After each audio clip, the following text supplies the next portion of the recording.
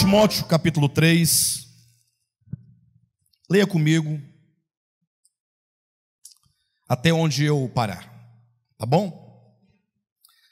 Sabe, porém, isto: nos últimos dias sobrevirão tempos difíceis, pois os homens serão egoístas, avarentos, jactanciosos, arrogantes, blasfemadores, desobedientes aos pais, ingratos, irreverentes, desafeiçoados, implacáveis, caluniadores, sem domínio de si, inimigos do bem, traidores, atrevidos, enfatuados, mais amigos dos prazeres que amigos de Deus, tendo forma de piedade, negando-lhe, entretanto, o poder. Foge também destes. Pois entre estes se encontram os que penetram sorrateiramente nas casas e conseguem cativar mulherinhas sobrecarregadas de pecados, conduzidas de várias paixões, que aprendem sempre e jamais podem chegar ao conhecimento da verdade. E do modo porque Janes e Jambres resistiram a Moisés, também esses resistem à verdade.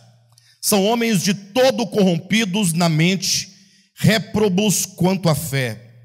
Eles, todavia, não irão avante, porque a sua insensatez será a todos evidente, como também aconteceu com a daqueles.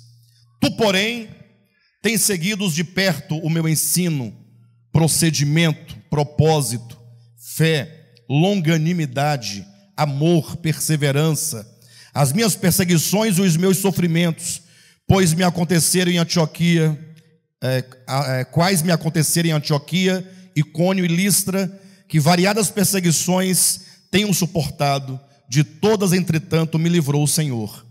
Ora, todos quantos querem viver piedosamente em Cristo Jesus serão perseguidos. Mas os homens perversos e impostores irão de mal a pior, enganando e sendo enganados. Tu, porém, permanece naquilo que aprendeste e de que foste inteirado, sabendo de quem o aprendeste, e que desde a infância sabe as sagradas letras, que podem tornar-te sábio para a salvação pela fé em Cristo Jesus. Toda a Escritura é inspirada por Deus e útil para o ensino, para a repreensão, para a correção, para a educação na justiça, a fim de que o homem de Deus seja perfeito e perfeitamente habilitado para toda boa obra. Conjuro-te perante Deus e Cristo Jesus, que há de julgar vivos e mortos pela manifestação e pelo seu reino. Prega a palavra, insta, quer seja oportuno, quer não, corrige, repreende, exorta com toda a longanimidade e doutrina, pois haverá tempo em que não suportarão a sã doutrina, pelo contrário, cercar-se-ão de mestres segundo as suas próprias cobiças, como que sentindo coceira nos ouvidos, e se recusarão a dar ouvidos à verdade, entregando-se às fábulas. Tu, porém, sê sóbrio em todas as coisas, suporta as aflições, faz o trabalho de um evangelista, cumpre cabalmente o teu ministério. Diga glória a Deus.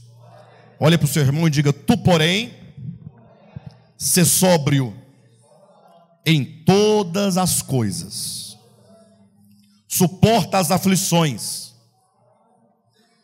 faze o trabalho de um evangelista, cumpre cabalmente o teu ministério. Que palavras maravilhosas, né? Como eu enfatizei nos dias anteriores, a segunda epístola de Paulo a Timóteo é uma epístola muito contemporânea, quanto às suas ideias, quanto ao seu conteúdo. Depois de 2000 anos que o apóstolo Paulo escreveu essa epístola, hoje, ao lermos esta carta, nós nos sentimos como que se Paulo estivesse escrito essa carta para os dias de hoje. Até porque nessa carta, não somente há um contexto, né, do tempo de Paulo, mas também existe um contexto profético. Paulo começa dizendo no capítulo 3, sabe, porém, isto, nos últimos dias sobrevirão tempos difíceis.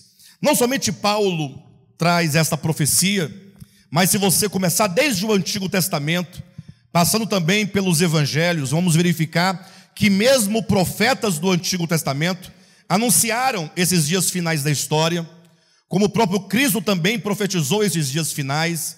Paulo, semelhante o faz também em outras epístolas. Podemos nos lembrar da profecia lá do Antigo Testamento, em que Amós declara que os dias finais seriam dias difíceis no que diz respeito à pessoa encontrar a verdadeira palavra de Deus sendo anunciada na sua pureza. Amós declara dizendo que esses dias finais seriam dias de fome e sede, não fome de pão nem sede de água, mas de ouvir e de receber a palavra de Deus. Ele acrescenta dizendo que os homens eles iriam de norte a sul, de leste a oeste, em busca de receber a palavra de Deus e não encontraria. Imagine vocês que esses dias foram profetizados e depois de tanto tempo veio depois Cristo ainda dizendo que esses dias finais seriam dias tão difíceis que o amor de muitos se esfriaria. E Paulo então traz agora de uma maneira um tanto mais detalhada, como que fazendo uma leitura de como seriam os corações humanos nesses dias finais da história. E Paulo diz: Timóteo, sabe, porém, isto. É como que ele dissesse: não basta que você tenha uma noção acerca da condição humana, você precisa saber com exatidão como que os corações dos homens estariam nos dias finais da história humana. Ele diz: sabe, porém, que nos últimos dias sobrevirão tempos difíceis, tempos angustiosos, tempos de muita tribulação, tempos em que aqueles que desejam grandemente no seu coração servir a Deus terão que fazê-lo com muito empenho. Não que os que vieram anteriormente não tivessem tais características de pecado, ou que os cristãos de antigamente não deveriam também se esforçar por trilhar o caminho reto, o caminho estreito, entrar pela porta estreita. É que quanto mais os tempos passam, mais o homem vai se pervertendo. Se nós vivemos nos dias finais da história da humanidade, se entendermos que tudo o que somos hoje é um acúmulo de toda a história humana, ou seja, nós herdamos tanto coisas positivas, como também herdamos coisas negativas daqueles que vieram antes de nós. Se é certo que nós vivemos nos dias finais da história humana, então nós recebemos também toda uma carga e toda uma projeção da condição humana caída. E Paulo então começa a especificar, demonstrando que os dias seriam difíceis porque os homens seriam egoístas, avarentos, jactanciosos, arrogantes, blasfemadores, desobedientes aos pais, ingratos, irreverentes, desafeiçoados, implacáveis, caluniadores, sem domínio de si. Os homens seriam cruéis, inimigos do bem, traidores, atrevidos, enfatuados. Ou seja, em tudo isso nós podemos ver uma descrição de como que os homens estariam numa condição de apodrecimento quanto à sua espiritualidade. É certo que nós podemos contemplar um grande paradoxo, porque de um lado nós vemos o homem crescendo, o homem avançando, o homem crescendo intelectualmente, o homem crescendo quanto aos seus conhecimentos na área da medicina, na área de tantas tecnologias, o homem aprendendo, vivendo num mundo globalizado.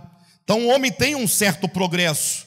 É certo que o homem do século 21, em termos do seu crescimento humano e meramente humano, tem um grande desenvolvimento, e isso é um aspecto positivo da humanidade do tempo presente. Mas, paradoxalmente, a espiritualidade dos homens nos últimos dias, ela estaria profundamente afetada pela condição do coração humano. Basta que você assista aos jornais, sobretudo esses jornais mais populares, né? Esses jornais em que os repórteres eles interagem muito com o seu público, e você vai ver que eles apresentam matérias do cotidiano, do dia a dia das pessoas, das grandes cidades, e você vai observar, sem nenhum esforço, o quanto que a humanidade ela está perecendo pouco a pouco. Você vê a violência crescendo de uma maneira descomunal. Vemos a quantidade de pessoas sendo assassinadas cruelmente. Eu falava essa semana, passou uma reportagem de um jovem, um rapaz que foi à casa do seu tio. Então pense você que aqui há laços familiares, né? Chegou lá, travou uma discussão rápida, e dentro de um prazo de 10 minutos estava o sobrinho cortando o pescoço do tio com uma garrafa. Misericórdia. Mas isso passa todos os dias na televisão. Nós vemos que os homens, eles não somente se tornaram avarentos e amantes de si mesmo, mas se tornaram pessoas cruéis. E talvez você da sua casa, assistindo a essas reportagens, pode até emitir um ou outro julgamento, né, com respeito àquela pessoa, mas saiba que se nós não cuidarmos do nosso coração, se nós não nos voltarmos para Deus, nós somos tão capazes de cometer qualquer atrocidade possível. Ninguém está isento, né, de que o pecado que está em todos os homens, né, o pecado enquanto a ignorância acerca de Deus, enquanto a ilusão acerca de si mesmo, o pecado enquanto uma sedução muito grande, um orgulho dentro do nosso coração, o ego que é muito forte, isso é capaz de cometer qualquer coisa. Basta uma oportunidade, basta que haja um contexto. Por isso que essa epístola ela é muito importante, porque ela vem nos advertir com respeito aos tempos em que nós estamos vivendo. Mas eu quero chamar a atenção dos irmãos para uma característica peculiar aqui no capítulo 3. Veja na sua Bíblia, dentre tantas outras que aqui estão, eu quero enfatizar a que está no capítulo 3, versículo 5. Capítulo 3, versículo 5, que diz que nos últimos dias serão dias difíceis, pois os homens, versículo 5, tendo forma de piedade, negando-lhe, entretanto, o poder. Tendo forma de piedade, negando-lhe, entretanto, o poder. Essa característica, ela fala de um modo bem particular com respeito à igreja, com respeito a todos nós, porque ele diz, tendo forma de piedade, tendo aparência de piedade. Ou seja, fala de um tempo em que muitos iriam declarar com seus lábios serem seguidores de Deus, iriam declarar que são discípulos de Jesus Cristo, iriam declarar que são servos de Jesus Cristo, e portanto eles assumiriam exteriormente uma aparência. É como que você olhasse e visse alguém que talvez se vista de um determinado modo, uma pessoa que carrega nos braços a Bíblia Sagrada, uma pessoa que frequenta templos religiosos, pessoas que fazem campanhas, que fazem orações, pessoas que, quando você olha exteriormente, ela parece ser uma pessoa piedosa, parece que tal pessoa, ela de fato representa o reino de Deus. O problema é que Paulo diz que, tendo a aparência de piedade, negam, entretanto, o poder. Ora, que poder é esse a que Paulo faz referência? Ele quer dizer que tal pessoa, ela é destituída da força interior do Espírito Santo para vencer esses males do coração humano. Ou seja, embora sejam pessoas aparentemente religiosas, essas pessoas não possuem o poder necessário, o poder suficiente interior para vencer as lutas e as batalhas que são travadas no seu coração. Seriam pessoas que, embora pareçam, mas elas não têm um viver que possa condizer com a mensagem que ela prega. E, portanto, essa característica dos últimos dias fala diretamente para nós que somos servos de Jesus Cristo. E isso é uma característica desses dias finais.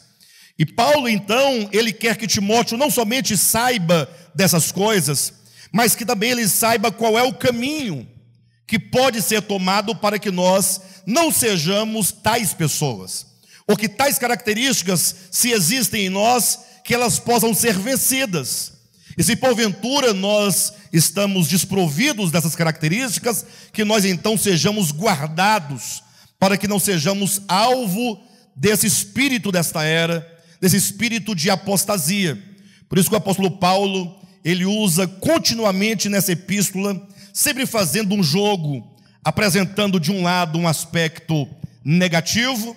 Por exemplo, ele diz: sabe, porém, nos últimos dias serão dias difíceis, e vai citando essas características todas negativas.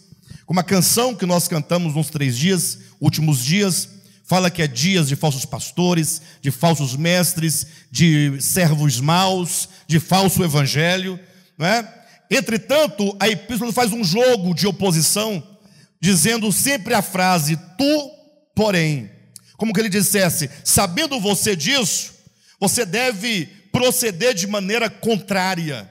Essa carta é um convite a uma reação, para que nós possamos ter um posicionamento consciente diante de um tempo que é um tempo mau e um tempo perverso.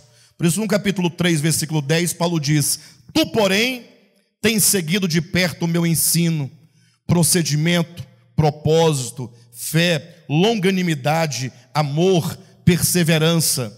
E aqui, se Timóteo ele seguia Paulo, contrariamente ao tempo em que ele vivia, ou seja, os tempos eram maus, mas Timóteo ele seguia de perto, então cabe a nós olhar tais características de Timóteo e ter no coração esse desejo e orar: Senhor, eu quero este coração, sermos aqueles que seguem a palavra, aqueles que seguem de perto o ensino.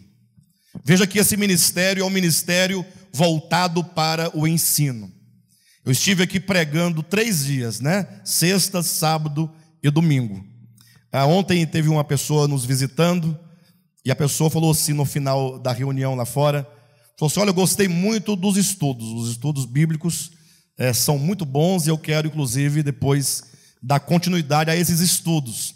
É porque as pessoas fazem a distinção, elas entendem que pregação é quando você pega um versículo da Bíblia, faz uma leitura ali daquele versículo, e depois você começa a fazer uma aplicação no âmbito emotivo, emocional das pessoas, palavras de encorajamento, palavras de coach, e aí começa. A irmã sorriu por quê?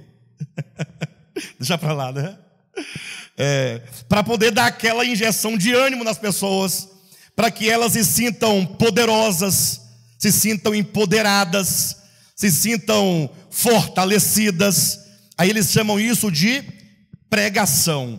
Quando você faz uma exposição da palavra, aí eles chamam isso de estudo bíblico. Mas não sabem que a pregação é sempre uma exposição da palavra, A pregação nunca pode ser, como se diz, a pregação de 3 pontos, em que você lê o texto, sai do texto e nunca mais volta para o texto. Paulo está dizendo: olha, segue de perto o meu ensino. Então esse ministério tem a graça de ter ensino em todas as reuniões. Os irmãos estão empenhados em não somente lerem as Escrituras, mas há um empenho para se compreender as Escrituras. Ou seja, quando as Escrituras chegam a nós na forma de ensino, significa que ela traz a nós a compreensão da verdade. E não pense você que a Bíblia é um livro simples. Muitas pessoas se orgulham e acham que conhecem a Bíblia, Fala, não, eu conheço a Bíblia. Lá diz para não cortar o cabelo, em 1 Coríntios capítulo 11. Diz para lavar os pés uns dos outros, em João capítulo 13. Aí vai montando uma série de doutrinas e apresentando um tanto de textos bíblicos, contando as histórias bíblicas e dizendo que conhece as Escrituras. A Escritura é um livro muito complexo.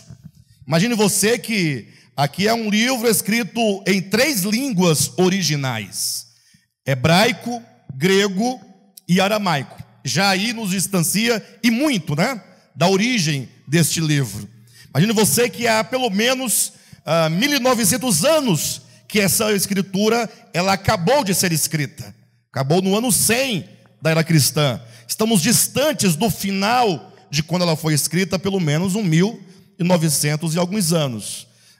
E lembrando que ela foi escrita ao longo de um período de 1500 anos, por mais de 40 coautores, pessoas que viveram em continentes diferentes, em épocas diferentes, em contextos diferentes, levando em conta que a Escritura, não somente nesses aspectos históricos, mas no âmbito espiritual, apresenta períodos distintos e modos distintos de como Deus se relacionou com o seu povo em cada período, em cada lugar, de acordo com a circunstância, de acordo com a capacidade de entendimento de cada povo. Existe a dispensação antes da era da lei, a dispensação da lei, a dispensação da graça. Ou seja, é um livro muito complexo em todos os sentidos, e portanto nós temos que conhecer qual é a vontade de Deus a partir de um livro tão complexo como este. Por isso nós entendemos a necessidade que nós temos do ensino da palavra. Então é preciso que cada um de nós, eu sei que eu não duvido da disposição do coração de ninguém. Eu sei que se vocês estão aqui, se eu estou aqui, se nós estamos aqui, é porque nós temos um desejo. Há um desejo no coração. Aqui ninguém está aqui porque está ganhando alguma coisa, no sentido material. Você veio voluntariamente, você veio porque você reconhece que tem uma necessidade no coração, e portanto aqui você está.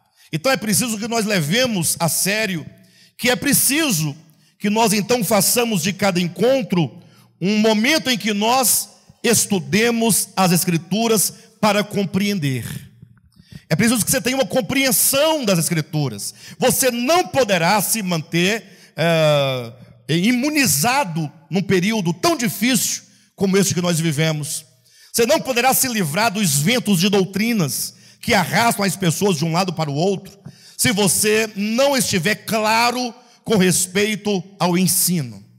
O ensinamento claro vai dizer respeito à pessoa de Deus, vai nos ensinar acerca do ser de Deus. Ou seja, temos que saber como Deus fala acerca de si mesmo nas Escrituras, revelando o seu coração, sobretudo como Deus foi revelado aos homens na pessoa de Jesus Cristo.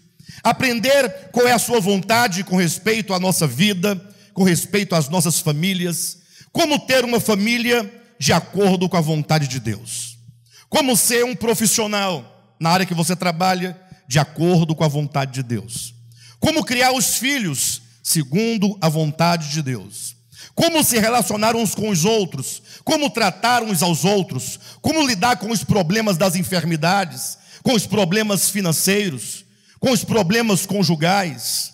Ou seja, tudo que diz respeito à nossa vida, a Escritura sempre vai nos dar uma direção à luz da vontade de Deus.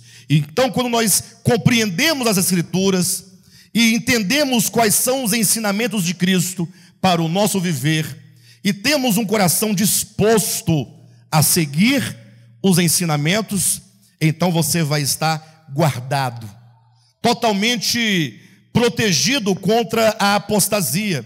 Ele diz: tu, porém, tens seguido de perto.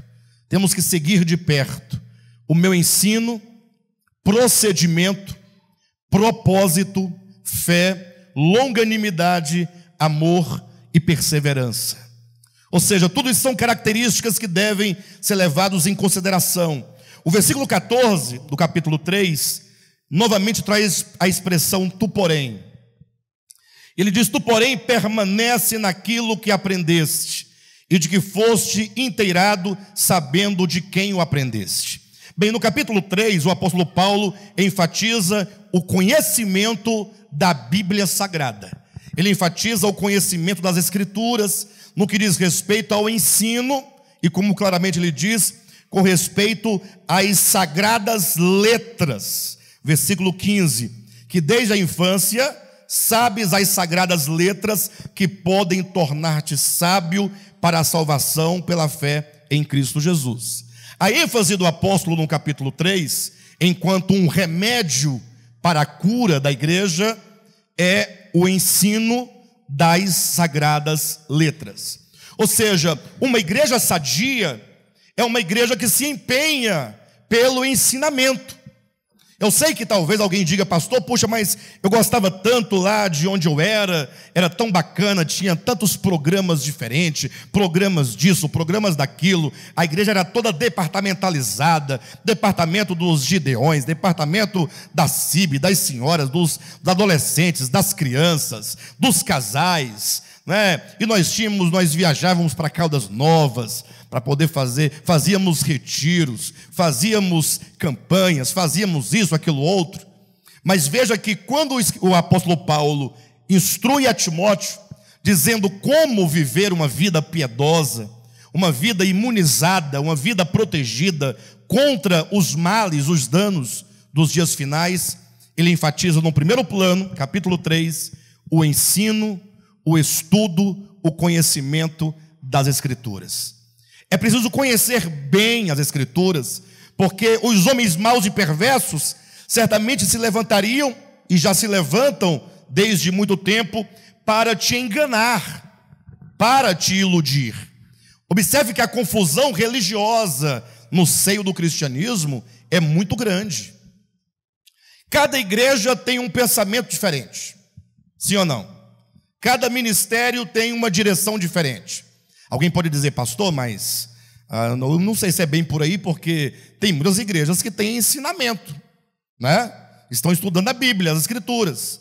Mas, e aqui também tem, por que vocês então pregam diferentemente deles? Por que há discordância entre igrejas e igrejas que também estudam as Escrituras? Ora, por uma razão simples, há um grande diferencial.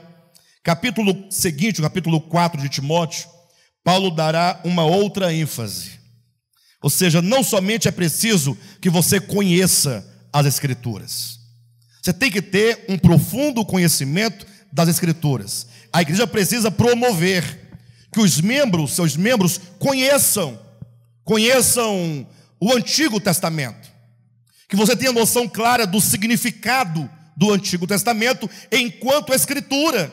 Que você saiba, por exemplo, que o Antigo Testamento são 39 livros de Gênesis a Malaquias, que foram escritos e foram dados às pessoas, sobretudo aos hebreus, a nação de Israel, que viveram até a vinda de Cristo.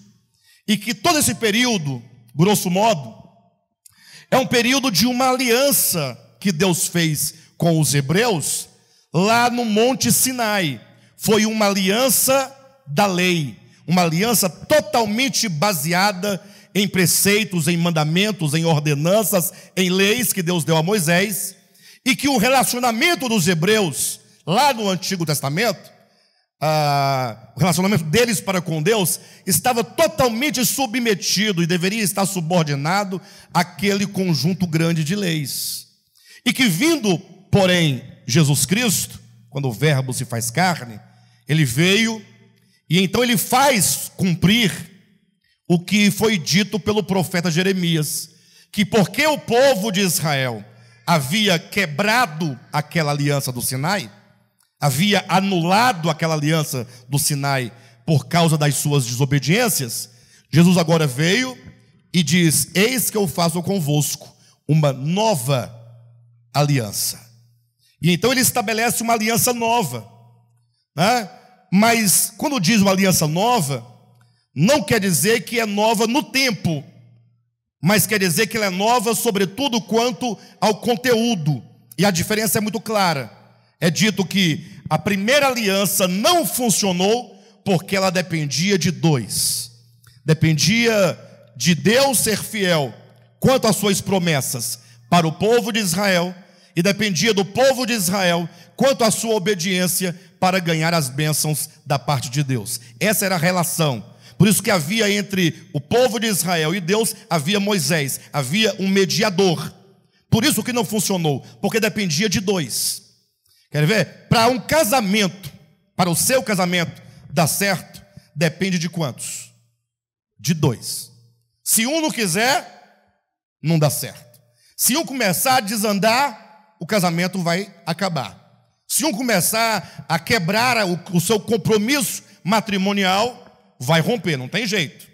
Agora, se os dois quiserem, se houver de ambas as partes um desejo profundo de vencer as dificuldades, de vencer os dramas, de vencer as diferenças, então pode ser que dê certo, porque os dois querem.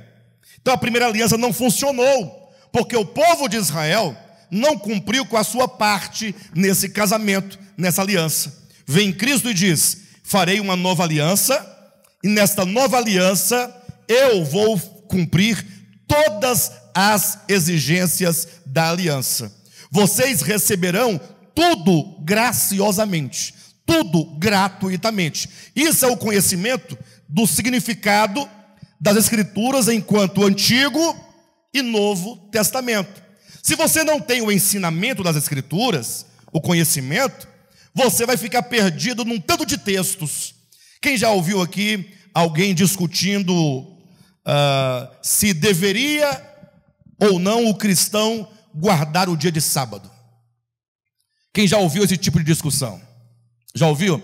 Alguém aqui já ficou na dúvida alguma vez no passado? Puxa, tem esse sábado mesmo, me falaram desse sábado.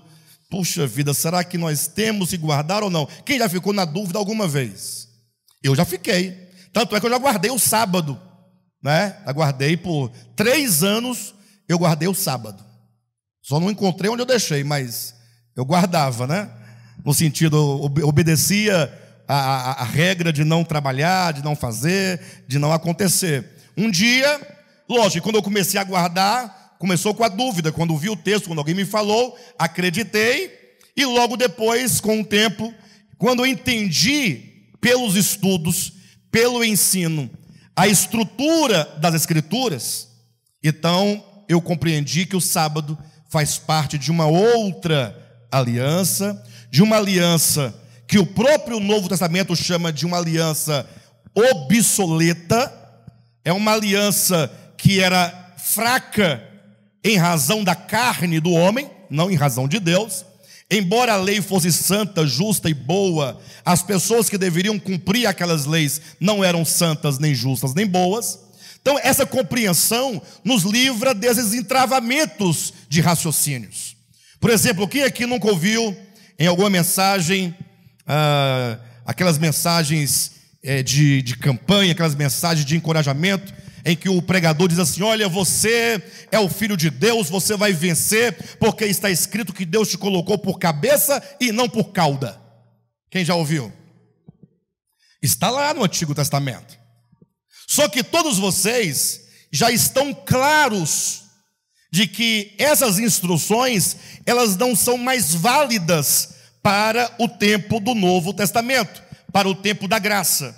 Eu citei aqui 2 exemplos, o sábado e a cabeça e a cauda, para os irmãos terem uma ideia. Agora imagine quantas coisas, são inúmeras, são centenas delas que lá estão, e que muitas pessoas ainda carregam consigo muitos elementos da antiga aliança.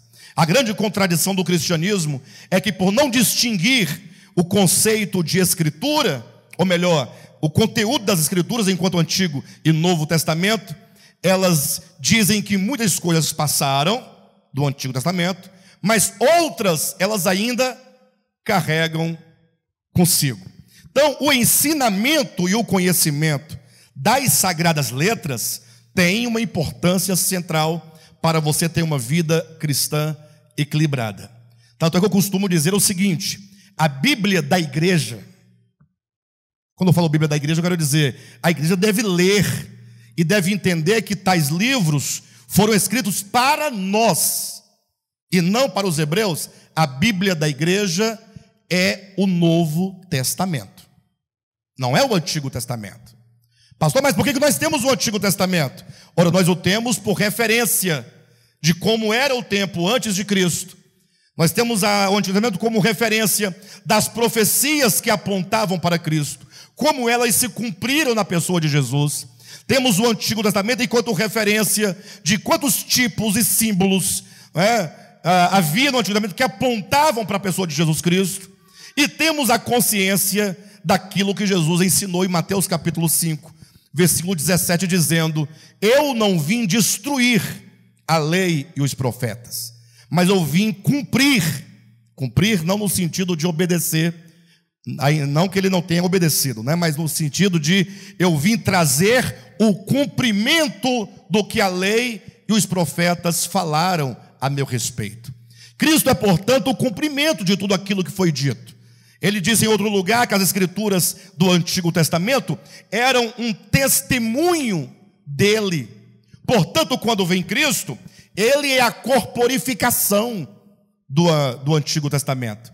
Ele agora é a substância, ele é a concretização de tudo o que outrora fora dito a seu respeito. Nós temos tal compreensão. Tanto é que o Novo Testamento vai dizer inúmeras vezes: e isso aconteceu para que se cumprisse o que estava escrito. E isso aconteceu para se cumprir o que disse o profeta. Então, todos os evangelhos vão dizendo que os acontecimentos eram o cumprimento, até que depois que Cristo morreu e ressuscitou, ele declara aos seus discípulos dizendo: importava que de mim se cumprisse tudo o que está escrito na lei, nos profetas e nos salmos. Então, é preciso que haja a compreensão da Escritura no âmbito do seu ensino, conhecer as sagradas letras. O problema é que quando a pessoa só conhece as letras, só conhece as histórias, só tem o ensino teológico, certamente vai lhe faltar algo. E esse algo é o que há de mais importante. É o que está no capítulo 4 de 2 Timóteo. Paulo diz assim: conjuro-te perante Deus e Cristo Jesus, que há de julgar vivos e mortos, pela sua manifestação e pelo seu reino. Prega a palavra, insta, quer seja oportuno, quer não. Quando ele diz prega a palavra, aqui ele faz uma referência distinta do que ele se refere no capítulo anterior, que é o capítulo 3. No 3 ele tem o ensino das sagradas escrituras. No capítulo 4 ele diz: olha, eu conjuro a ti perante Deus, pela sua manifestação, pela sua vinda, pelo seu reino, que você, Timóteo, deve pregar a palavra. Prega a palavra com insistência, a tempo e a fora de tempo. Ora, qual é a diferença entre pregar a palavra e o ensinamento das Escrituras? É que a própria Escritura vai nos dar a revelação de que a palavra é muito maior do que a própria Escritura. E não precisa ficar assustado, porque essa é uma grande e suprema verdade. E você precisa entender essas coisas. Abra o seu coração, para que você não fique aí com o coraçãozinho fechado, dizendo: lá vem a mesma conversa de sempre. Bem, quando você lê João capítulo 1, na sua Bíblia, versículo 1, lá deve estar escrito assim: no princípio era o Verbo, e o Verbo estava com Deus, e o Verbo era Deus. A pessoa que lê esse texto, talvez num primeiro momento ela não consiga entender a exatidão do que ali está sendo dito. Ele diz: no princípio era o Verbo, mas o Verbo no pretérito perfeito ou no pretérito imperfeito? Deve ser no pretérito perfeito, porque se o Verbo é Deus, Deus é perfeito, então no pretérito perfeito. Seria isso? No princípio era o Verbo. Ora, que verbo? O verbo no infinitivo? Ou no gerúndio? Ou no particípio? Não tem essa. A pessoa que não tem uma orientação vai ficar pensando no verbo, enquanto uma classe gramatical na morfologia, não é isso? Mas se você ler esse mesmo texto do latim, é de onde vai vir a palavra verbum, ela é a tradução do que no grego se lê logos. Então seria: no princípio era o logos. O logos estava com Deus, e o logos era Deus. Você fala: pastor, você está me confundindo, está piorando. Verbo era mais fácil de entender do que logos. Depois estou conduzindo os irmãos para o que o texto, lá no seu sentido original, queria dizer. A palavra logos, grosso modo, se traduz por palavra. Então você poderia ler literalmente: no princípio era a palavra, e a palavra estava com Deus, e a palavra era Deus. E tanto que no versículo 14 do mesmo capítulo 1 de João, vai dizer: e a palavra se fez carne. Na sua Bíblia está: e o verbo se fez carne. No grego está: e o logos se fez carne. Você pode traduzir sem medo nenhum que a palavra de Deus se fez carne. Querem ver uma coisa? Abre a sua Bíblia em 1 João, capítulo 1. Primeira epístola de João, capítulo 1. Veja o que diz aí. Capítulo 1, versículo 1 diz: o que era desde o princípio, o que temos ouvido, o que temos visto com os nossos próprios olhos, o que contemplamos e as nossas mãos apalparam com respeito ao verbo da vida, com respeito ao logos da vida. Como é que você deve ler essa palavra aí? Com respeito à palavra da vida.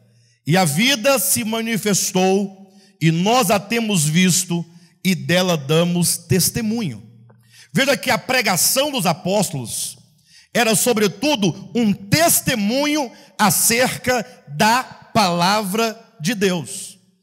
Essa palavra de Deus, diz a Escritura, é o próprio Cristo. Então você tem o Cristo, que é o mesmo logos, que é o mesmo que é a palavra de Deus. Não é sem razão que quando você lê Hebreus capítulo 4, versículos 12 e 13, você vai encontrar o seguinte: lá o apóstolo Paulo diz: porque a palavra de Deus é viva e eficaz. Aí eu pergunto para você: você acredita que a palavra de Deus é viva? Ela é viva? Ou elas são letras? Letras escritas num papel? A palavra de Deus é viva e é eficaz. E a palavra de Deus é mais penetrante que qualquer espada de 2 gumes, e ela penetra até o ponto de dividir alma e espírito, juntas e medulas. A palavra de Deus é apta para discernir os pensamentos e os propósitos do coração dos homens. Então você fala assim: puxa, a palavra de Deus é extraordinária. Ela tem o poder de discernimento, de discernir o coração humano, discernir a mente humana, a consciência humana, os desejos humanos, os propósitos do coração humano. E no versículo seguinte, versículo 14, o apóstolo continua dizendo: porque todos nós havemos de comparecer completamente nus diante dele. Imagine você, quando um texto usa um pronome pessoal, quando diz todos nós haveremos de comparecer diante dele, você tem que perguntar: ele quem? Esse ele remete a quem? Vocês estão com a Bíblia aberta em Hebreus? Veja aí, confirma na sua Bíblia, capítulo 4, vamos ler o 12 e o 13. Porque a palavra de Deus é viva e eficaz, e mais cortante do que qualquer espada de 2 gumes, e penetra até o ponto de dividir alma e espírito, juntas e medulas, e é apta para discernir os pensamentos e propósitos do coração. E não há criatura que não seja manifesta na sua presença. Na presença de quem? De Deus? Não, vamos ler de novo. Está certo, é de Deus, mas eu quero buscar o sentido do texto bíblico. Vamos ler o versículo 12. Porque a palavra de... Estamos falando sobre quem? Sobre a palavra de Deus. Perfeito? Porque a palavra de Deus é viva. Eu pergunto: quem é viva? E eficaz. Quem é eficaz? Podem responder, queridos. E quem é mais cortante do que qualquer espada de 2 gumes? Quem é que penetra até o ponto de dividir alma e espírito, juntas e medulas? Quem é apta para discernir os pensamentos e propósitos do coração? E não há criatura que não seja manifesta na sua presença. Na presença de quem? Muito bem. Toda criatura, diante da palavra de Deus, é manifestada. Porque não há criatura que não seja manifestada na presença da palavra de Deus. Pelo contrário, todas as coisas estão descobertas e patentes aos olhos daquele a quem temos de prestar contas. Ou seja, nós vamos prestar contas, não é a Deus? Sim ou não?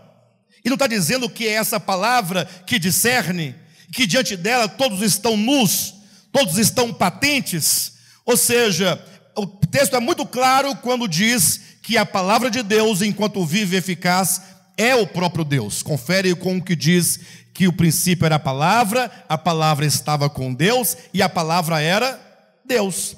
Por isso você vai encontrar em Apocalipse capítulo 19, versículo 11 ou versículo 13, salvo engano, quando João tem a visão da segunda vinda de Cristo, e ele faz toda aquela descrição profética e simbólica, dizendo que Cristo vem descendo, montando um cavalo branco, e ele diz, e o seu nome é a palavra de Deus. Quando diz o seu nome é a palavra de Deus, ele está ratificando o que já foi dito em João, o que já foi dito em Hebreus, o que já foi dito em outros lugares das Escrituras. Ou seja, não receie em afirmar categoricamente que a palavra de Deus é o próprio Cristo. Pregar, portanto, a palavra de Deus significa pregar o próprio Cristo, anunciar a Cristo como sendo, digamos, o cumprimento de tudo o que as Escrituras disseram. É ter a Cristo como a verdade, é ter a Cristo como o caminho, é ter a Cristo como a própria vida, é ter a Cristo como tudo. Não ter a Cristo como apenas um elemento da nossa religião. O problema é que muitos dizem que querem a Cristo, mas eles então colocam uma série de outras coisas para que a sua religião fique bastante cheia, né? Uma carroça de abóbora, né? Uma carroça de coisas. Então eles têm que ter uma série de elementos sagrados para que eles possam então dizer que são uma religião melhor do que a outra. Então eles têm Cristo, eles pregam a Cristo, mas eles não querem o Cristo como tudo. Eles querem Cristo como uma coisa a mais no conjunto de coisas da sua religião. Por isso que vez ou outra vão perguntar para você: vocês não usam óleo? Vocês não vão usar um óleozinho para ungir os enfermos? Vão perguntar para você. Vão perguntar para você: mas vocês não fazem campanhas? Às vezes não fazem oração forte? Vocês não fazem campanhas para expulsar demônios? Vão perguntar para vocês: mas vocês não têm na igreja de vocês usos e costumes? Quer dizer que não tem doutrina a igreja de vocês? Eu fui lá e vi que as irmãs cortam cabelo, os irmãos fazem isso, o outro faz aquilo outro, e as pessoas passam a sua vida inteira procurando saber o que cada um está fazendo na sua vida social. E nisso nós estamos o quê? Perdendo o nosso tempo. Estamos, como diz o apóstolo Paulo, perdidos com um tanto de fábulas e genealogias que não promovem o serviço de Deus na fé. Com isso nos esquecemos que o reino de Deus não é comida e nem bebida. O reino de Deus é justiça, paz e alegria no Espírito Santo. Nos esquecemos que Cristo ensinou categoricamente que tudo o que há fora do homem, entrando nele, não pode contaminá-lo, porque o que o contamina é o que está no coração, é o que vem de dentro é que o contamina. Então é preciso que nós tenhamos isso muito claramente estabelecido no nosso coração. A palavra de Deus, ela é tudo para nós. E a própria Escritura declara, Paulo vai dizer, que nesses tempos finais, vamos voltar lá para 2 Timóteo, capítulo 4, ele diz: prega a palavra, insta, quer seja oportuno, quer não, corrige, repreende, exorta, com toda a longanimidade e doutrina. Cuidado, porque quando Paulo fala doutrina aqui, não está falando de doutrina, de usos e costumes, não. A doutrina é o ensinamento neotestamentário. A sã doutrina é o ensinamento acerca de Cristo. Cristo enquanto a substância de todas as coisas. Aí ele diz no versículo 3: pois haverá tempo. Veja que esta epístola está sempre apontando para um tempo profético. Se por um lado é dito que os corações humanos estariam completamente apodrecidos, no sentido da apostasia, fala também de uma indisposição desse coração pela palavra de Deus. Veja no versículo 3: pois haverá tempo em que não suportarão a sã doutrina. Deixa eu perguntar uma coisa para vocês, olhem para mim por gentileza. Vocês conseguem ver o cumprimento desse texto? Se vocês entenderem aqui sã doutrina como sendo a pregação da Bíblia. Tem esse tempo, vocês conhecem esse tempo? Algum lugar, não suporto ouvir a sã doutrina. Alguém conhece aqui algum lugar? Fala a verdade.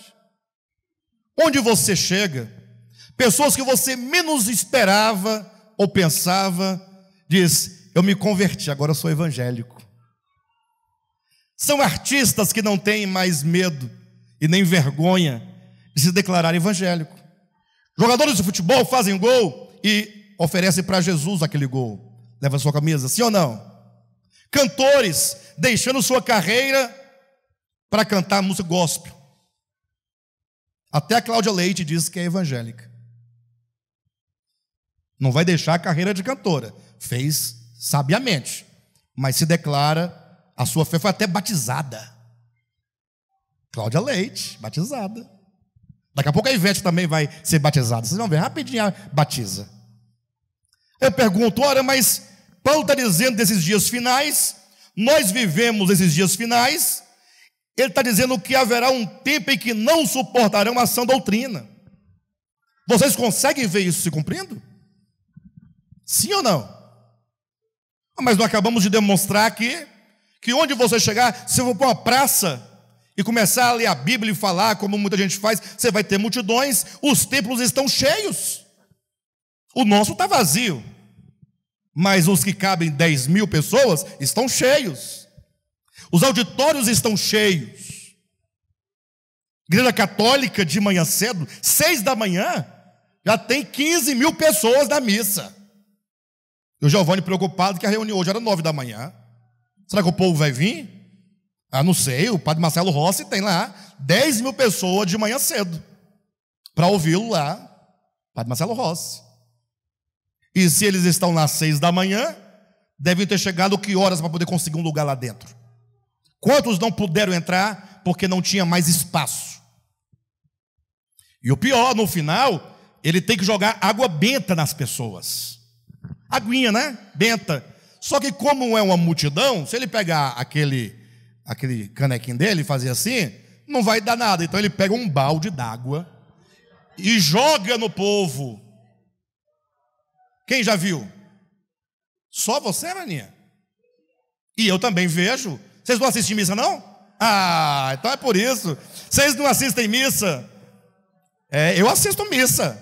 Lógico, em casa eu fico olhando o que o padre está falando, fico observando o que está acontecendo, para poder falar para vocês aqui. Hoje eu estou falando, porque eu vi, se eu não tivesse visto, como é que eu ia falar? É verdade, eles pegam um balde com água e jogam nas pessoas. E o pior, as pessoas vêm para frente e as pessoas ficam disputando quem vai receber o maior balde na cabeça. Mas não é um balde na cabeça de cada um, não. Ele joga na multidão o balde d'água. E o povo fica com a cabeça buscando a água. 6 da manhã. Aqui, se o Giovanni jogar um copo d'água, o membro nunca mais vem. Ué, vem ou não vem? Não vem. Porque jogou um copo d'água na cara do membro. Mas você não vai fazer isso, né, Giovanni? Não vai. Outra vez teve um indivíduo que queria receber uma cura. O pastor mandou ele abrir a boca e o pastor cuspiu dentro da boca dele. Pode buscar qualquer um na internet aí, pastor cospe na boca do outro para curar. Pode colocar na internet, desse jeito, você vai aparecer o vídeo lá, ele cuspindo. E ele recebeu com muita fé. A Vaninha está perguntando assim: isso é normal? Respondem para ela. Não é normal? Não é normal para nós, porque lá está todo mundo disputando quem vai engolir o cuspe do bispo. Vocês estão sorrindo, gente, mas isso é de uma gravidade. Isso não é piada. Para você pode soar como piada, mas são pessoas. E os templos estão cheios. A última agora, o pastor falou assim, o do chapéu, né? Ele vai lá em Israel, vai no Rio Jordão. Ele vai mergulhar no Rio Jordão. Mas como vocês, pobres miseráveis, não podem ir para o Rio Jordão, eu vou no lugar de vocês. Legal? Aí cada um vai pegar o dedinho, vai colocar numa espuminha de carimbo. Aí você vem na minha batina, eu vou vestir uma bata de batismo, você vai colocar a sua digital na minha veste. Para que quando eu entrar no Jordão e descer, você estará entrando. É o mistério da identificação. Entenderam ou não? Mas tem um detalhe. Para colocar a digital aqui, é a oferta mínima de R$300. Entendeu? Agora você entendeu. Oferta mínima. Não é essa de colocar. Agora é oferta mínima de R$300. E quanta gente tem lá? Tem lugar? Você tem que disputar, pegar fila para entrar. Mas Paulo está dizendo que nos últimos tempos as pessoas não suportariam ouvir a sã doutrina. Não tem uma contradição do que Paulo está dizendo e do que está acontecendo, não, pessoal? Quando eu citei aqui o texto de Amós, que diz que haveria fome e sede da palavra de Deus, está lá em Amós capítulo alguma coisa, versículo alguma coisa, capítulo 8, versículo 11, salvo engano. Eu pergunto, vocês conseguem ver, tem fome? Em cada rua dessa tem 3, 4 congregação. Tem mais congregação do que bar. Onde você vai tem uma congregação, desde aquelas pequenininhas que só tem 4 irmãs na tarde, e um irmão no microfone cantando bem, pregando bem alto, 3 pessoas e um microfone de uma altura enorme, cantando, gritando, até as grandes catedrais, cultos às 7, às 10, ao meio-dia, às 3 da tarde, às 6 e a reunião das 10, das 22. Quem é que vai para a igreja 22 horas? Cheio. Mas que fome é essa? E que sede é essa? É fome e sede da palavra de Deus. Tem que haver aqui uma diferenciação.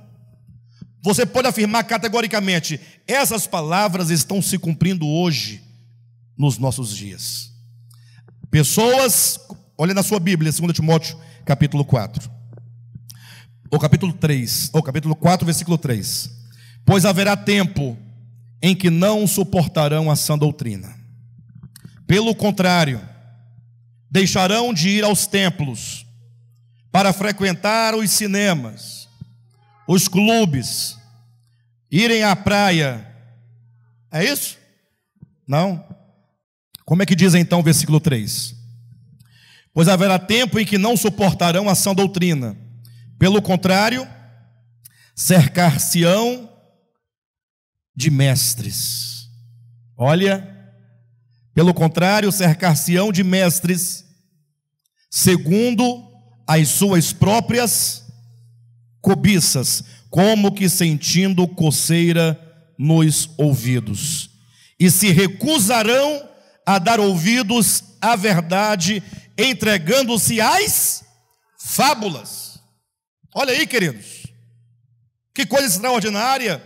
As pessoas vão se recusar, no aspecto positivo, a dar ouvidos à verdade. Dar ouvido à verdade é o positivo. Mas, em contrapartida, negativamente, elas não estão fugindo da Bíblia, não. elas estão se entregando a mestres. Elas se entregarão a mestres, pessoas que falarão a elas aquilo que elas querem ouvir. Olha o que diz o texto: cercar-se-ão de mestres segundo as suas próprias cobiças. Ou seja, o que você quer? O que você quer, o que você deseja, é aquilo que você quer ouvir. Então você vai em busca de alguém que fale aquilo que você quer ouvir. Quando você ouve a palavra de Deus, nem sempre é aquilo que você quer ouvir, mas com certeza é aquilo que você precisa ouvir. Porque a palavra de Deus, ela vai de encontro a tudo aquilo que nós somos negativamente. Ela vai de encontro ao egoísmo. Falamos aqui no primeiro dia, ou foi no segundo, não me recordo. Os homens seriam amantes de si mesmos. Foi ontem, né? Serão amantes de si mesmos. O problema do egoísmo. Puxa, toda a vida quando vem essa palavra, ela confronta o meu coração. Ela confronta o nosso comportamento. Ela revela as coisas que há dentro de nós. Como dizia o padre Antônio Vieira, ele ia ministrar o seu sermão, sempre um bom sermão. Isso no século XVI, tá? Século XVII. Ele dizia: olha, se vocês hoje saírem daqui batendo a cabeça na parede de desespero, eu terei cumprido com a minha missão. O objetivo é levar vocês a um desespero. Lógico, ele dizia no sentido positivo, que vocês compreendam o que eu vou falar, e essa palavra vai confrontar o coração de vocês. A palavra de Deus sempre confronta. Acontece que, a depender da nossa reação diante da palavra, é que então nós poderemos ser abençoados pela palavra ou não. É que a palavra se torna para nós um fundamento de edificação ou uma pedra de tropeço. Lembre vocês daquele texto de João capítulo 8. Ali nós temos um claro exemplo entre a questão de escritura e palavra de Deus. Estava Jesus no templo quando levaram a ele. Quem levou foram os escribas e os fariseus, os líderes da religião judaica. Levaram a Cristo uma mulher que fora pega no flagrante ato de adultério. Olha que coisa. Lógico, o texto diz que eles armaram uma casinha primeiro para a mulher, para pegá-la no flagrante ato, para não ter como fugir da situação, e com isso queriam também armar uma armadilha para Cristo cair em contradição. Mas o fato é que levaram a Cristo uma mulher pega no flagrante ato de adultério e jogaram-na aos pés de Jesus, e traziam, portanto, os pergaminhos, e dizendo: Jesus, veja, aqui na Escritura, Antigo Testamento, não havia o Novo ainda, né? Aqui na Escritura, Moisés manda, há um mandamento, há uma ordem, não há uma solicitação, não há um pedido, há uma ordem, dizendo que a pessoa que é pega no flagrante ato de adultério, ela tem que morrer apedrejada. E nisso já estava a multidão toda, cada um com uma pedra na mão, para atacar a mulher. E se nós estivéssemos lá, muito provavelmente, muitos de nós estaríamos com uma pedra na mão. Porque coisa boa é tacar pedra na cabeça do outro. Não, não é não? Você nunca tacou uma pedra na cabeça de uma pessoa? Você já? Não é bom? Quando dá pim, que bate, que chega o sangue e corre, você fica assim, é bom. Estava lá a multidão com a pedra, e eles traziam e esfregavam no rosto de Cristo. A Escritura, está escrito. Eu pergunto para você que está aqui hoje, e aí? É para apedrejar ou não é para apedrejar? Não? Vocês vão desobedecer à Escritura? Não está escrito, não? Por que quando as coisas pegam do lado de vocês, vocês escapam? Hã? Por que agora não vale, só vale em outra situação? Está escrito. É verdade? Não, esse aqui é o de menos. Se você for ler outros textos que mandava Moisés, mandava entrar na terra do outro, decepar a cabeça das mulheres, ou dos homens, né? Dos homens, e as mulheres dos homens que foram decepados se tornariam mulheres desse povo que entrou na terra. Você entra na fazenda do outro, mata os homens e fica com as mulheres dele para você, com gado. Vocês nunca leram? Ah, gente, vocês também não estão lendo Bíblia mais, não? Os fariseus e escribas diziam: está escrito que tem que matar, apedrejada. Primeiro momento, Jesus faz silêncio. E aquele silêncio já resolveria tudo. Não precisa de falar mais nada. O silêncio é uma boa resposta. Pense um pouco. É como que Cristo dissesse assim: raciocine um pouco. Reflita um pouco. Mas o povo rompeu o silêncio e continuou: não, mas está escrito. Aí um fariseu mostrava um texto, o escriba mostrava um outro texto, aí vinha lá um outro, fazia a exegese dos textos, de acordo com a língua proto-hebraica. Aí Jesus resolve falar. Falou: tá bom, vou falar. Vou falar. Quem dentre vós que é diferente dessa mulher, que não comete adultério no coração, não tem desejos, que nunca olhou para uma mulher com intenção impura no coração? Quem de vocês que não tem pecado, que é totalmente puro, atira a primeira pedra? Vamos lá. Agora houve silêncio de verdade. O silêncio agora foi do outro lado. Agora cada um, diz a Bíblia, que eles foram arguidos na própria consciência. Quando a palavra de Deus fala na consciência, ela é mais forte do que o texto escrito mandando apedrejar. Entenderam? Não estou desfazendo da Escritura. Estou dizendo que Cristo é maior do que a Escritura. Afinal, a Escritura é serva dele. No sentido de que a Escritura serve para falar dele. Pastor, mas e por que então foi dito para matar do outro lado lá? É porque aquela Escritura pertenceu a um tempo do passado, em que os homens eram bárbaros, os homens eram crianças, os homens viviam num tempo em que não tinha muita noção da coisa. A humanidade estava em desenvolvimento, estava em crescimento. Por isso que a própria Escritura vai dizer que aquele tempo é o tempo dos rudimentos. Vindo, porém, a plenitude dos tempos, que é o tempo da maturidade, Deus enviou o seu Filho. Quando Cristo veio, ele disse: pessoal, vamos abandonar os rudimentos, e agora voltem-se a mim. Por isso que quando os fariseus queriam que os discípulos de Cristo guardassem o sábado, porque estavam lá colhendo espigas em dia de sábado, Jesus não disse: ide ao sábado e encontrai descanso. Ele disse: vinde a mim, vocês que estão cansados e sobrecarregados, e eu vos aliviarei. Tomai sobre vós o meu jugo e aprendei de mim, que sou manso e humilde de coração, e achareis o Shabat das vossas almas, e achareis o sábado das vossas almas, e achareis descanso para as vossas almas. Vinde a mim. Estava lá o povo de Israel fazendo a festa dos tabernáculos, durava 7 dias. Jesus foi à festa dos tabernáculos. Está lá o povo todo dia, ia até o tanque de Siloé, pegava água em jarros de prata, trazia na cabeça, levava para o templo, ia lá, molhava lá a base do altar, cantava e fazia, acontecia. E o povo, Jesus esperou o primeiro dia, segundo dia, todo dia tinha a procissão das águas do Siloé, trazendo as jarras d'água, Essas águas eram jogadas, muita água, todo mundo queria ver a festa das águas. Jesus esperou o primeiro dia, segundo dia, terceiro dia, calado. Quinto dia, sexto dia, sétimo dia. Aí João capítulo 7, versículo 37, está escrito: no último dia da festa. Olha como Jesus é paciente, aguardou.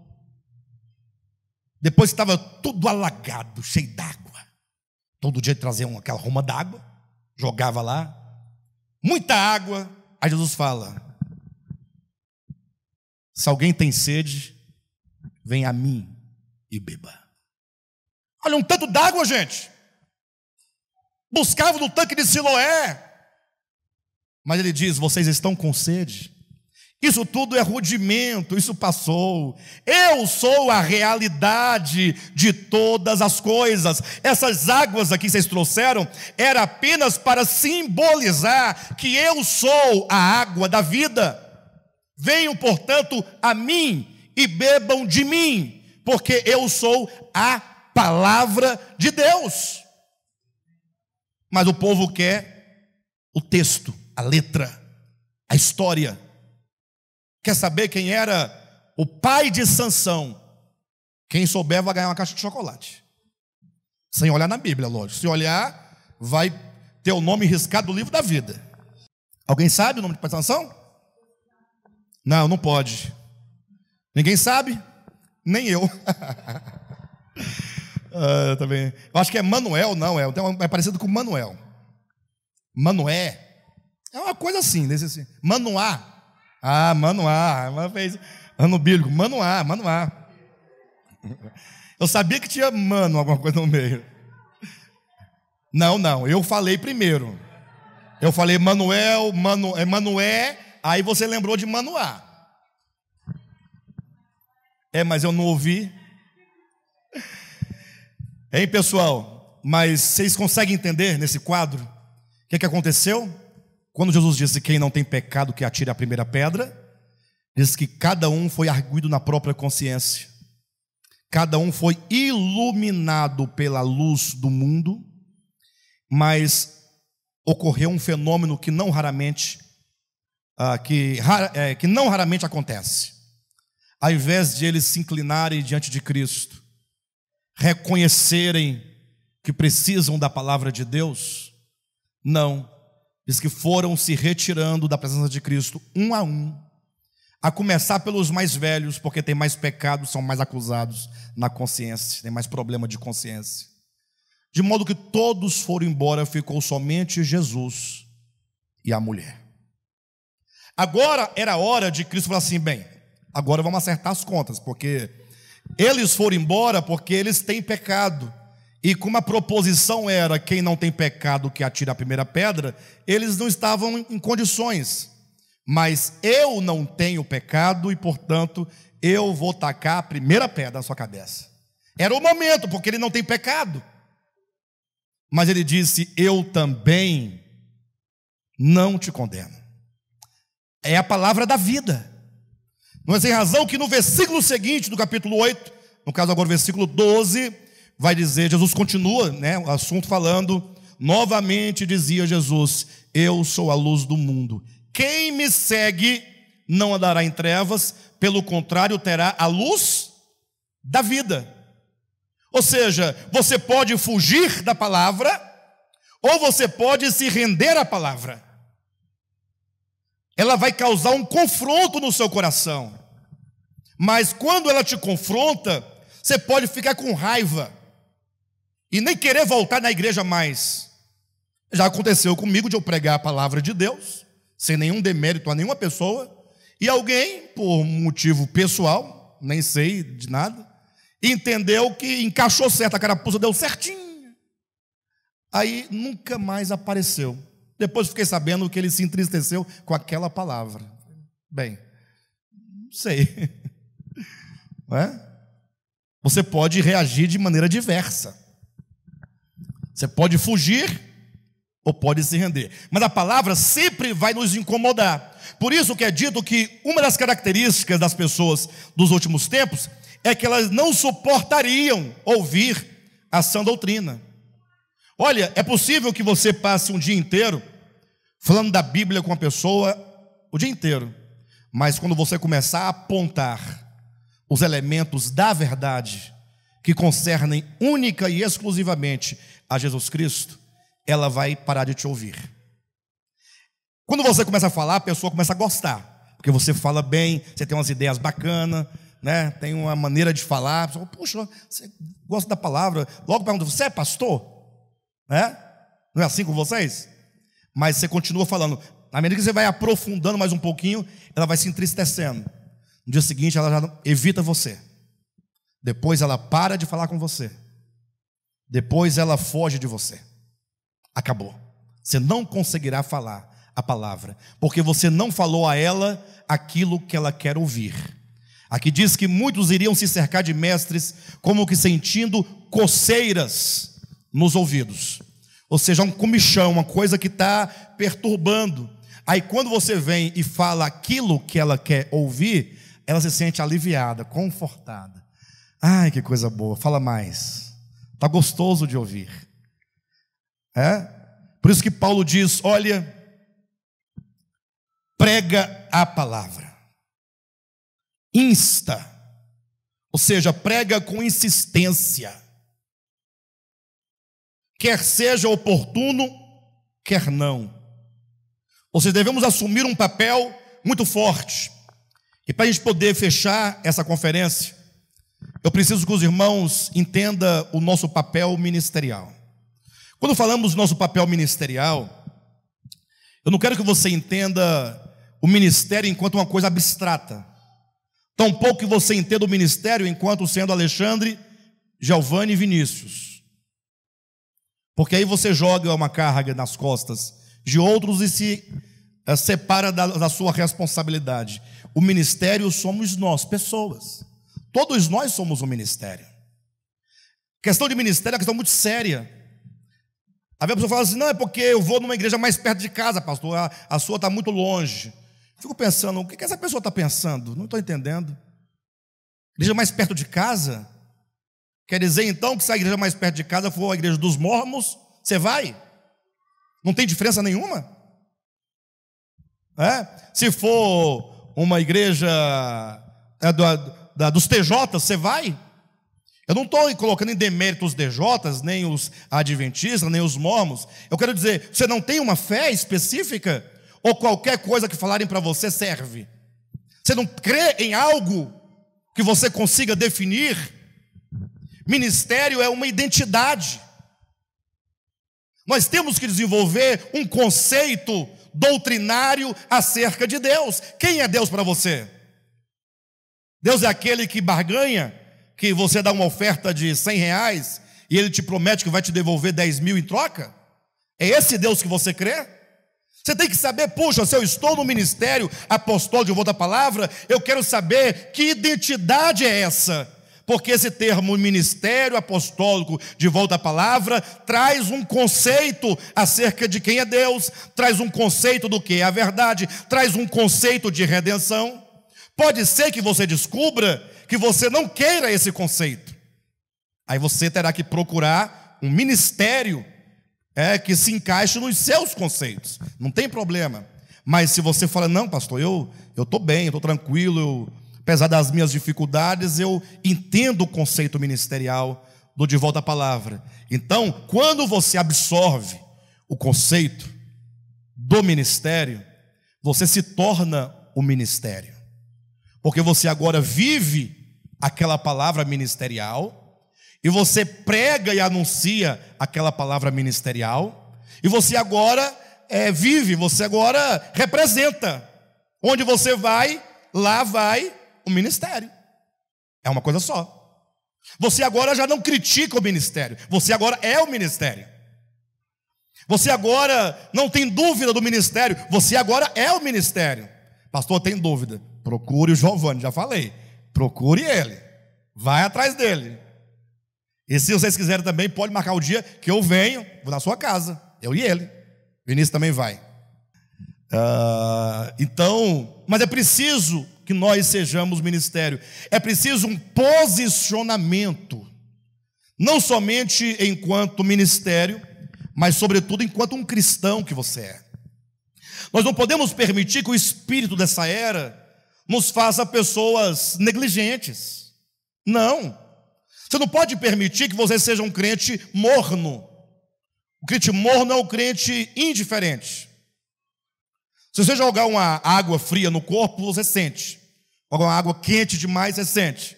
Uma água morna, não dá nada. É a total indiferença. O crente morno é o crente indiferente. É aquele que não é nem uma coisa nem a outra. Você precisa de ter uma identidade, um posicionamento, assumir. 2 Timóteo é um convite para um posicionamento num tempo de crise. Se você está enquadrado aqui, quando diz, sabe porém que nos últimos dias terão tempos difíceis, você diz, não, eu sei, então você sabe. Identifica a era em que você vive. Você então sabe quais são os caminhos, qual é o antídoto que você precisa para se imunizar do espírito dessa era, que é a palavra de Deus. E você agora é convidado a ser um Timóteo, no sentido de ter um posicionamento. O Senhor precisa de cada um de nós. Você sabia disso? O Senhor precisa de você. Você precisa ser aquilo que Paulo diz a Timóteo, e com isso aqui eu encerro. No capítulo 2, de 2 Timóteo, versículo 1 em diante, ele diz: Tu, pois, filho meu, fortifica-te na graça que está em Cristo Jesus, e o que de minha parte ouviste através de muitas testemunhas, isto mesmo transmite a homens fiéis e também idôneos para instruir a outros. Diga para o seu irmão assim: fortifica-te na graça. Você precisa de se fortificar na graça. Aí começa dizendo, versículo 3: participa dos meus sofrimentos como bom soldado de Cristo. Você precisa se posicionar como um bom soldado de Cristo. Falar de soldado é falar de batalha. E a batalha acontece em vários campos. O bom soldado é aquele, como diz o texto, que não se envolve em serviços e negócios desta vida, porque o seu objetivo é satisfazer aquele que o arregimentou. Você foi arregimentado.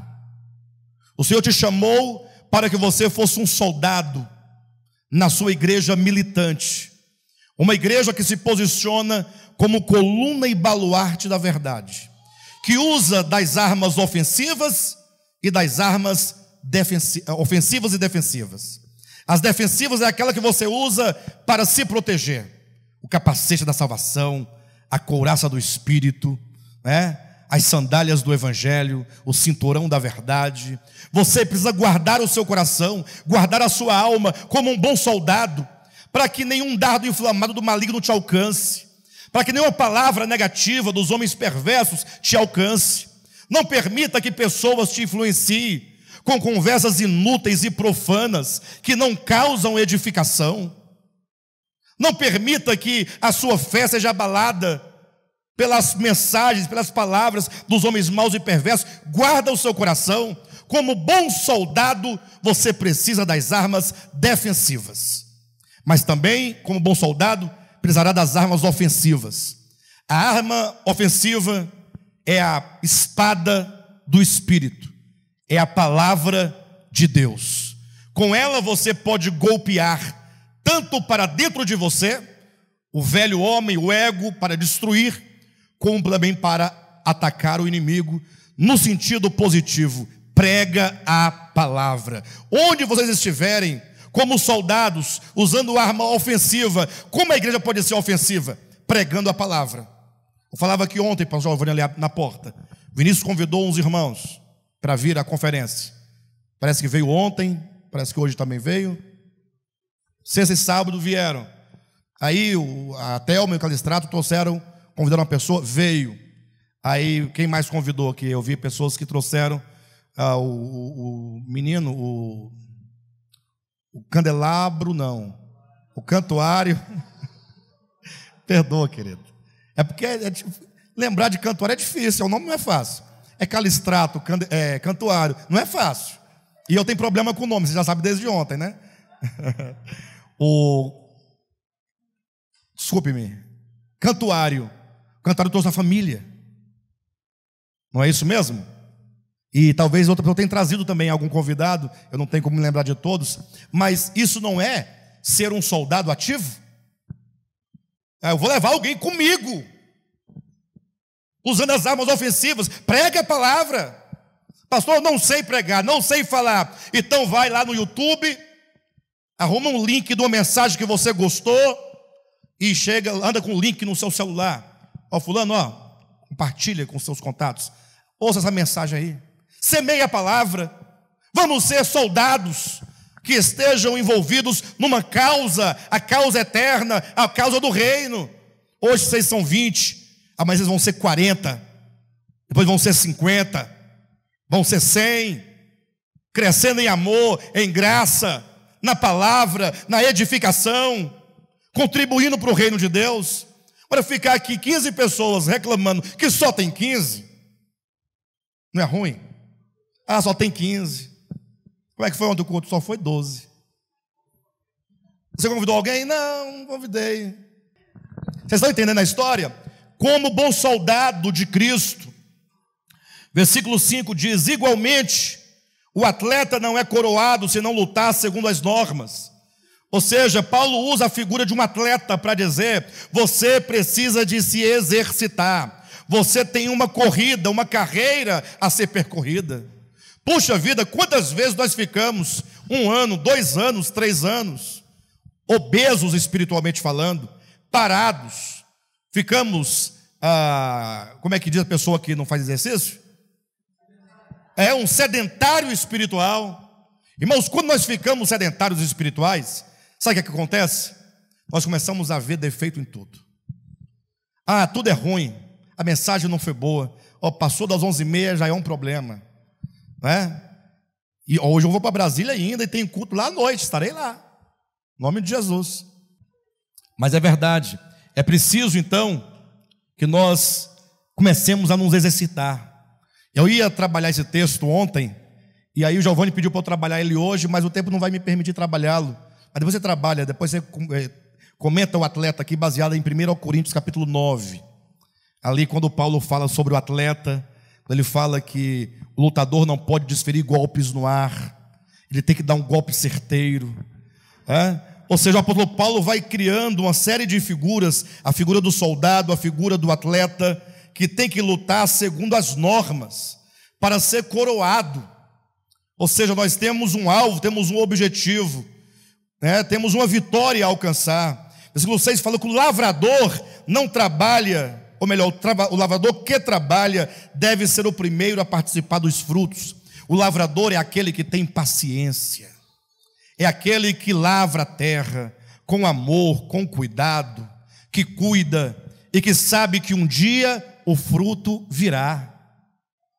Tiago vai falar sobre a figura do lavrador, dizendo que o lavrador é aquele que tem paciência, sabendo que tudo que nós fazemos a cada dia pela causa do reino, você um dia verá tudo isso concretizado lá na frente, tudo isso trabalhado, os frutos que foram resultados do seu labor, da sua obra.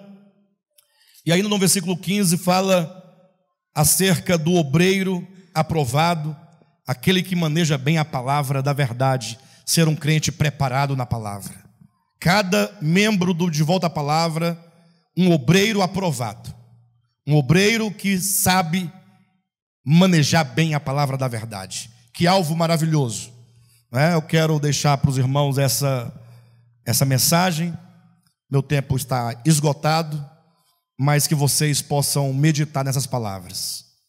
Foram 3 dias, o Gilson depois vai editar essas mensagens, e no mês de outubro, depois da nossa conferência lá em Brasília, ele vai postar essas mensagens na internet.